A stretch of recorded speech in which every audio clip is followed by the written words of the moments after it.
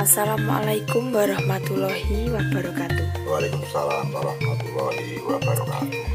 Selamat malam teman-teman, salam sejahtera bagi kita semua. Pada malam hari ini kita sudah berhadapan langsung dengan Mbah Kendil Joko Montro.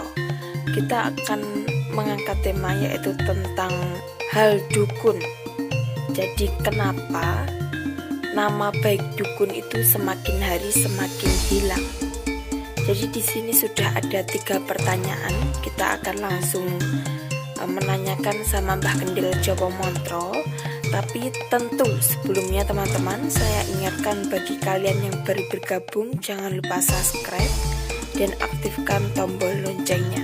Yang pertama, apa sebabnya dukun tidak mendapat posisi baik di kalangan tertentu? Itu gimana, Mbah? Bismillahirrahmanirrahim.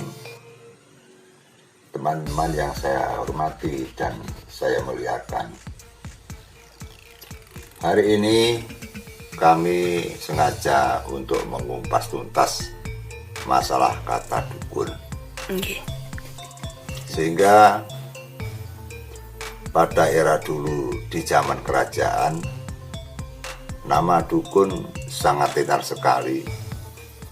Nama dukun sangat dihargai atau dipuja-puji oleh masyarakat luas, sampai merosok ke naungan kerajaan-kerajaan. Kalau sudah di kerajaan sudah berganti nama pandita atau biku atau brahmana. Tapi kalau di kampung dinamakan dukun. Dukun adalah salah satu orang sosok spiritual atau praktisi yang mengembangkan sayapnya untuk mengajarkan ilmu kepangeranan. Adapun sifat-sifat yang bernilai dengan pengobatan atau penyembuhan atau masalah-masalah yang lain yang berkaitan dengan gaib, itu hanya sebagian ranting kecil saja. Sehingga para dukun pada era dulu, utamanya yang berada di desa-desa atau di kampung-kampung, mereka hanya mengajarkan tentang ilmu kepangeranan atau ilmu yang berbakti kepada Tuhan Yang Maha Esa, yaitu Allah Subhanahu wa Ta'ala. Namun dengan kejayaan para dukun yang sangat dihargai, namun dengan kesuksesan para dukun yang sangat dihormati, maka banyak kalangan-kalangan yang lain yang ingin sekali menjadi dukun karena mereka ingin dihargai dan dimuliakan.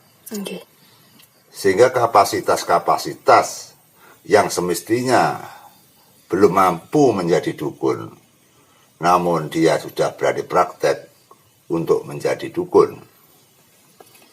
Pada era dulu, orang-orang yang tidak bertanggung jawab menjadi dukun rata-rata berasal dari para pendekar. Sehingga pensiunan pendekar itu larinya pasti ke perdukunan. Kalau tidak dari pendekar, biasanya pensiunan dari premanisme atau rampok, begal, maling dan sebagainya. Kalau tua, dia bergelar menjadi dukun. Dari itulah nama dukun mulai cidra. Dari itulah nama-nama dukun hancur berantakan, sehingga para raja-raja sudah tidak memakai dukun-dukun yang berasal dari kalangan-kalangan berandalan dan kalangan-kalangan premanisme dan kalangan-kalangan daripada orang-orang yang jahat yang ingin menjadi dukun. Dari generasi ke generasi, keturunan dukun yang berasal dari premanisme selalu berkembang, menurunkan titisan-titisan anak putra cucu sebagai dukun yang bersifat kamurkan. Kemudian sosok dukun sejati yang berasal dari keturunan suci, keturunan para pendeta Brahmana, dia juga mewariskan anak cucu dari generasi ke generasi terus menerus mereka juga bersaing di antara dukun sejati dengan dukun yang bersifat kamurkan. Sehingga nama baik dukun di era itu pun sudah cedera. Karena dukun yang berasal preman di era zaman dulu juga mempunyai nilai-nilai kekuatan yang dahsyat atau kesaktian yang dahsyat. Justru malah dukun sejati keturunannya tidak ada yang sakti. Sehingga berkembanglah keturunan-keturunan daripada dukun yang sakti, dukun-dukun yang berasal dari premanisme yang mempunyai watak dan ketekatan yang besar. Karena persaingan para dukun zaman itu, yang dukun sejati tidak memproses, tidak belajar dengan ilmu-ilmu kasantikan, kadegdayan, kesaktian, kemudian dikalahkan dengan keturunan daripada dukun-dukun yang melahirkan premanisme, sehingga dua posisi itu akhirnya menjatuhkan nama dukun hingga sekarang. Kita kembali mempelajari atau membongkar nama dukun di zaman era modern. Rata-rata dukun yang berasal dari para Brahmana dan Resi akhirnya adanya masuk agama dari mancanegara, yaitu Hindu, Buddha, Kristen, dan Islam. Kemudian mereka-mereka yang keturunan daripada pendeta Resi, dia condong untuk masuk agama Islam. Kemudian keturunan-keturunan yang berasal daripada turunan premanisme, turunan berandalan, turunan maling juga masuk ke agama Islam. Namun masuknya Islam tidak tulus di dalam hati. Lain lagi kalau keturunan dari para Brahmana Resi dulu mempelajari Islam benar-benar dihayati, diamalkan, dan dilakukan. Sehingga di zaman sekarang bisa terbukti bahwa adanya dukun itu dibagi dua. Kita sebut oknum dukun dan dukun sejati. Ini yang menjadi permasalahan. Hingga kita bicara tentang pesulap merah yang beredukasi, memberantas dukun-dukun, oknum dukun, memberantas dukun palsu, karena bagi dukun sejati mereka ketakutan. Bagi dukun sejati merasa takut sekali untuk melakukan perbuatan-perbuatan yang berdosa. Misalkan disuruh nyantet orang, misalkan disuruh untuk membela yang salah, misalkan untuk mengajarkan yang salah, itu takut sekali. Tapi kalau dukun-dukun dari keturunan orang jahat, keturunan para berandalan, maka dia sama sekali tidak takut untuk menolong orang berbagai macam. Misalkan disuruh nyantet juga mau, disuruh memberikan kesaktian, kalau sudah berhasil sakti menjadi perampok-perampok, mereka juga mau, yang penting ada bayaran. Tapi dari keturunan silsilah para pendeta dulu menurunkan titisan dukun sing zaman sekarang, menurunkan dukun zaman sekarang ini yang dinamakan dukun sejati, mereka takut melakukan perbuatan apa yang dilarang oleh agama. Sehingga di zaman sekarang, di antara dua bidang atau dua dimensi antara dukun sejati dengan oknum dukun itu selalu bercampur di masyarakat. Selalu berdampingan, selalu menjadi praktisi, juga menjadi spiritualis, juga menjadi jiwa-jiwa yang menolong orang. Namun tetap berbeda, bahwa dukun-dukun yang keturunan dari orang baik maka selalu menenangkan atau mengutamakan kebaikan, kejujuran, budi yang luhur, menambahkan rasa iman dan kepercayaan, mengagung-agungkan dengan ketakwaan. Tapi kalau dari dukun yang berasal daripada turunan titisan para berandalan dulu juga melaksanakan dan percaya kepada Islam, tapi tindakannya itu yang dipakai adalah tetap sebagai berandalan. Itulah yang menjadi masalahnya.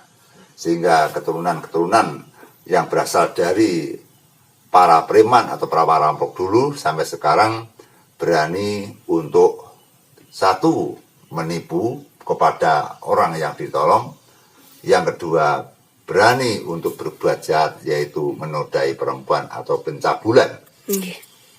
Sehingga inilah yang dikatakan oleh Pesulap Merah bahwa mereka ingin memberantas oknum-oknum dukun. Sehingga apabila si Pesulap Merah meratakan bahwa dukun kalau tidak cabul ya menipu, itu kurang dalam mempelajari tentang sebutan-sebutan dukun, asal mula dukun di era zaman kerajaan.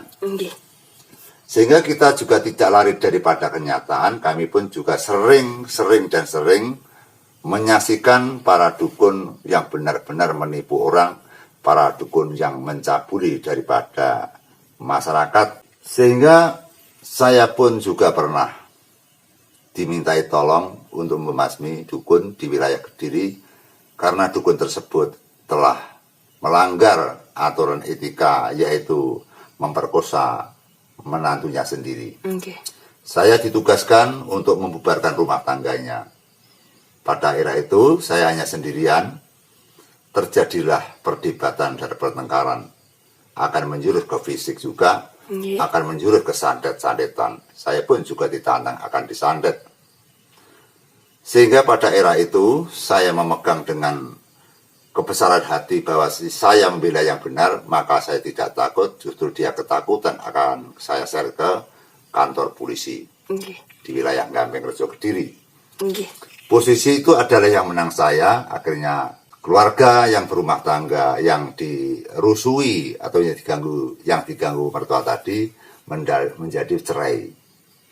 Berantakan, Bang? Enggak berantakan, tidak diteruskan karena nanti akan menimbulkan masalah yang besar. Kemudian saya pernah ada orang yang menipu, mengaku sponsor yang diperintah perusahaan besar, yaitu perusahaan rokok Gudang Garam.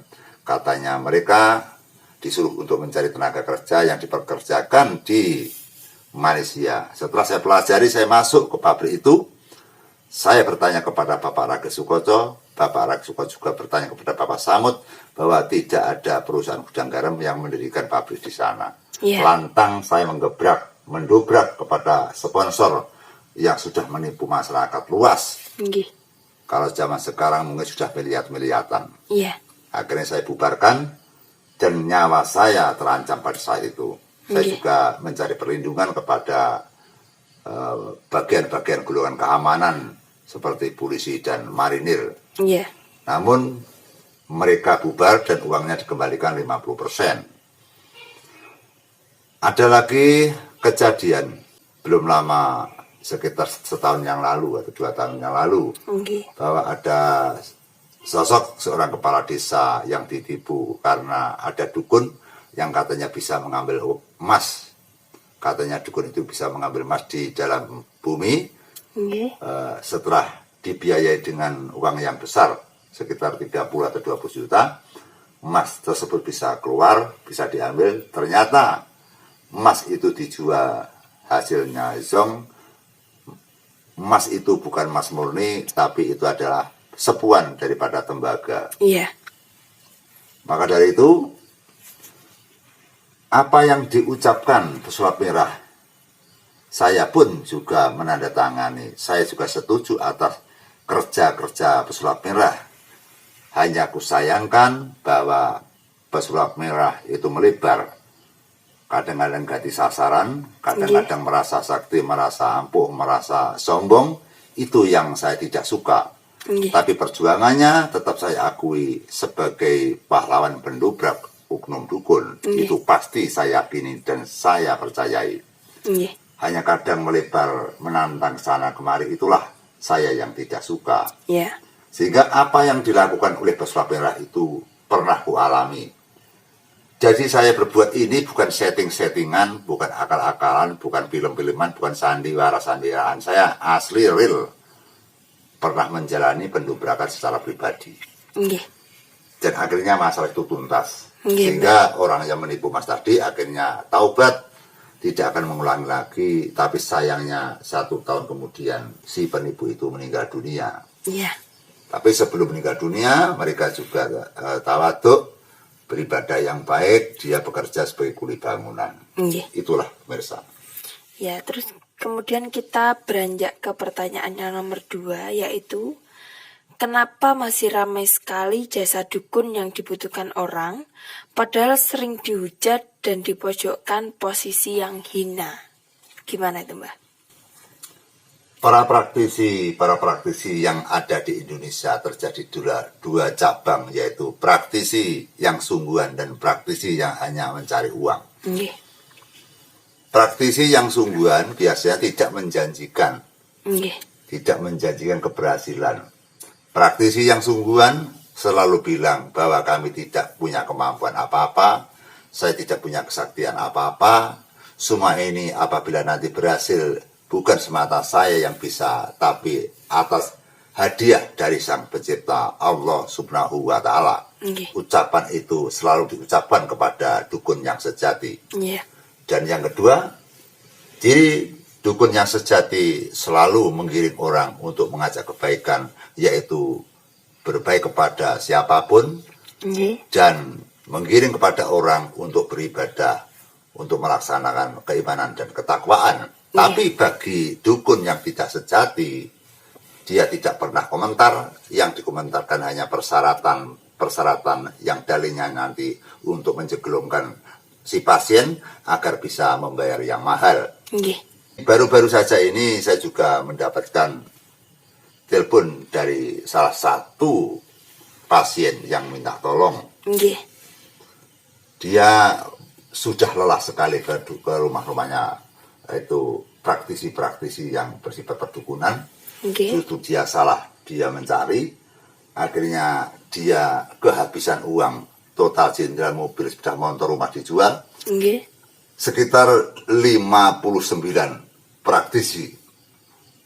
Yang terakhir adalah yang ke-59, dia sudah jenuh ke rumahnya para dukun, dia ingin berganti ke rumahnya kiai.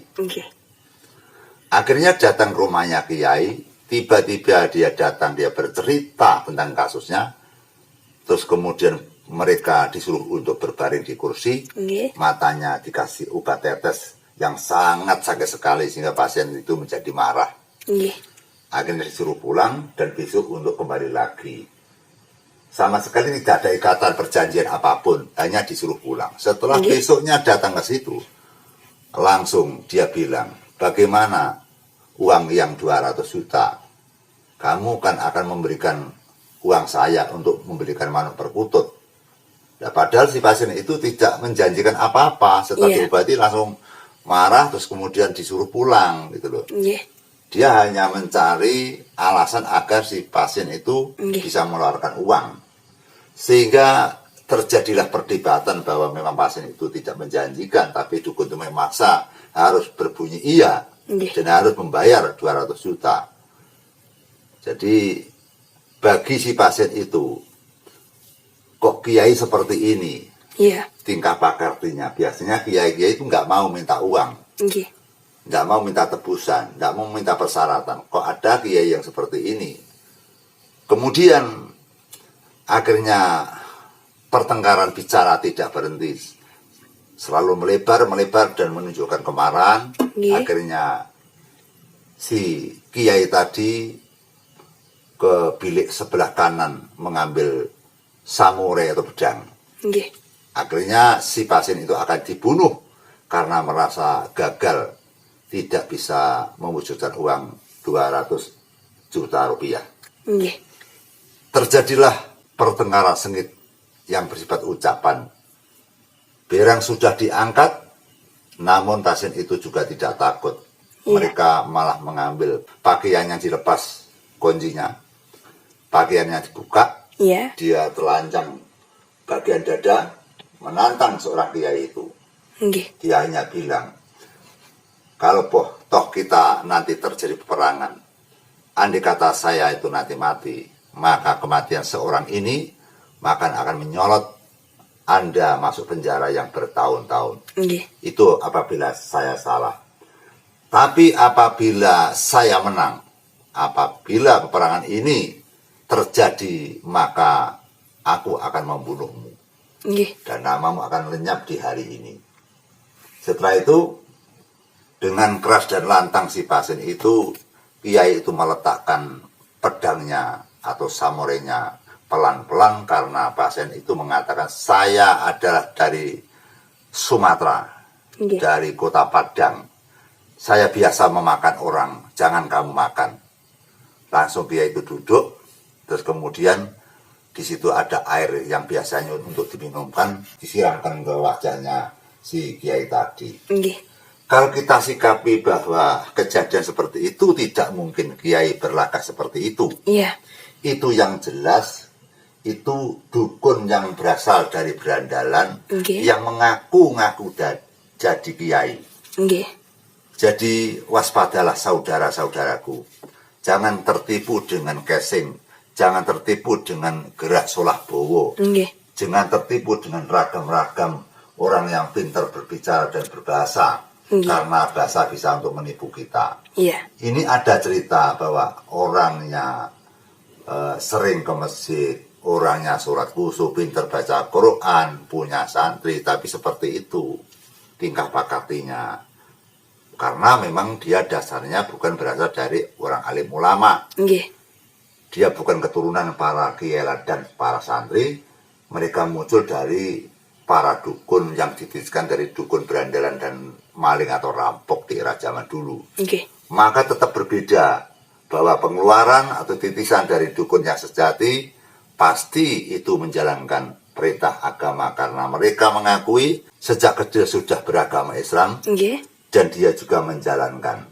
Sehingga perlu diketahui bahwa banyak sekali para dukun-dukun yang naik haji, para dukun-dukun yang memang berbuat kebaikan dan berbudi luhur, banyak sekali para dukun-dukun yang melaksanakan perintah agama dan meninggalkan larangannya agama sesuai dengan peraturan Islam yang berlaku di zaman sekarang.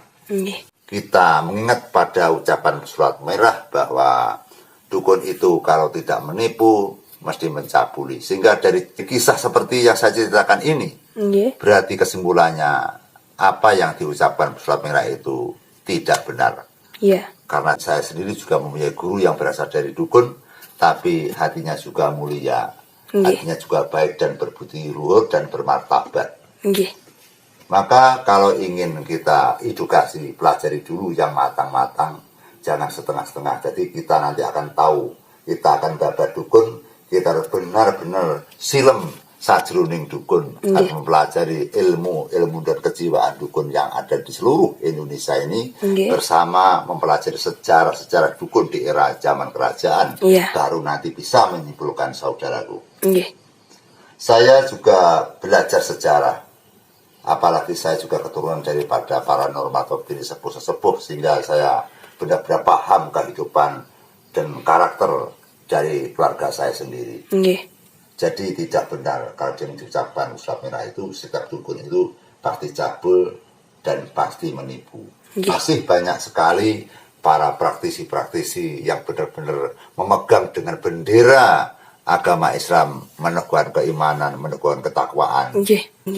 Dengan ini maka pertanyaannya Mbak Lulu bisa saya jawab, kenapa sudah tercemar masih banyak sekali yang datang ke rumahnya dukun, karena kadang mendengar ada dukun yang baik dan berhasil, kadang mendengar dukun yang menipu, sehingga pihak masyarakat kebingungan sebenarnya itu dukun baik atau buruk kita tidak tahu. Tapi apabila kita bisa membedah cerita yang saya ceritakan ini, maka orang tetap akan meyakini bahwa dukun itu orang yang baik, yang tidak baik adalah oknum dukun. Sehingga kita harus pinter-pinter memilih apabila minta tolong kepada sang dukun. Sehingga banyaknya kemajuan zaman, banyaknya permasalahan di Indonesia ini, sulitnya untuk mencari pekerjaan, banyaknya masalah rumah tangga, dan banyaknya problem-problem intrik-intrik di keluarga. Maka kadang-kadang mereka tidak bisa melepaskan daripada kesulitannya. Akhirnya dia minta tolong pada orang yang dianggap punya kelebihan. Itu pasti dan itu sudah ditakdirkan oleh Tuhan. Sampai kapanpun jasa-jasa seperti praktisi, jasa-jasa dari paranormal, jasa-jasa dari para dukun tetap berlaku. Namun pesan saya, pilihlah sebagai sosok dukun yang sejati. Ciri-cirinya sudah jelas. Apabila paranormal yang sejati atau dukun yang sejati, dia pasti menggiring kebaikan, menggiring ketakwaan, dan tidak mempersulitkan dan tidak membicarakan tentang pembiayaan. Mereka pasti ingin menolong semaksimal mungkin, menolong dengan ikhlas lahir dan batin. Namun biasanya kita sebagai orang Jawa, walaupun mereka tidak mau dikasih uang, tapi apabila kita bersedekah dengan ikhlas, pasti para dukun-dukun itu bisa menerima. Sehingga jangan dikira para dukun pasti berbuat jahat. Masih banyak sekali dukun-dukun berbuat dengan kebaikan. Terus kemudian pertanyaan yang nomor 3, Mbah, bagaimana mengangkat citra dukun menjadi posisi yang baik? Pemirsa, saudara-saudaraku yang saya hormati, maka kita juga memakai kaca yang jelas bahwa di daerah kita atau di negara kita banyaknya orang yang jahat, namun diimbangi dengan banyaknya orang yang baik. Sehingga kita tinggal saja memilih dan memilah.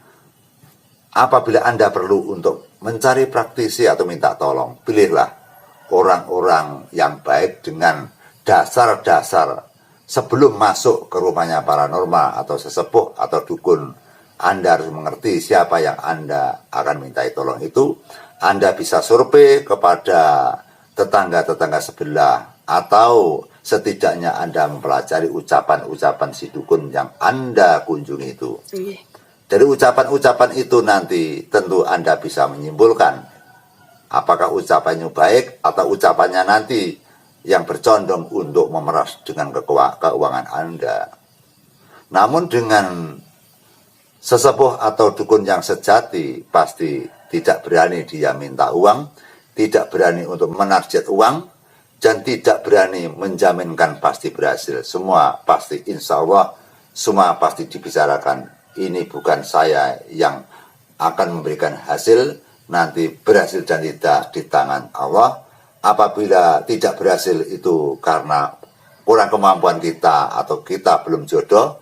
Apabila sudah berhasil itu benar-benar berkah atau hadiah dari Allah Subhanahu wa taala. Itu ucapannya pasti begitu. Jadi Anda bisa mempelajari dengan ucapan-ucapan itu.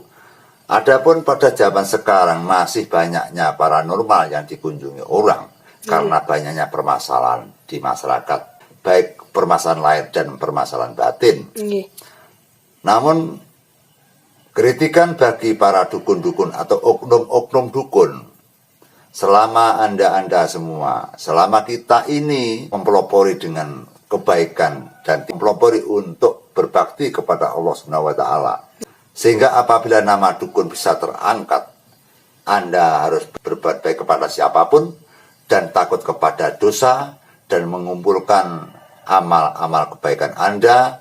Anda tentu harus beriman dan bertakwa kepada Allah Subhanahu wa taala. Dengan Anda memegang agama suci, dengan Anda memilih agama yang kamu cintai, maka Anda akan lebih mantap, maka Anda akan lebih dihormati daripada orang-orang di masyarakat.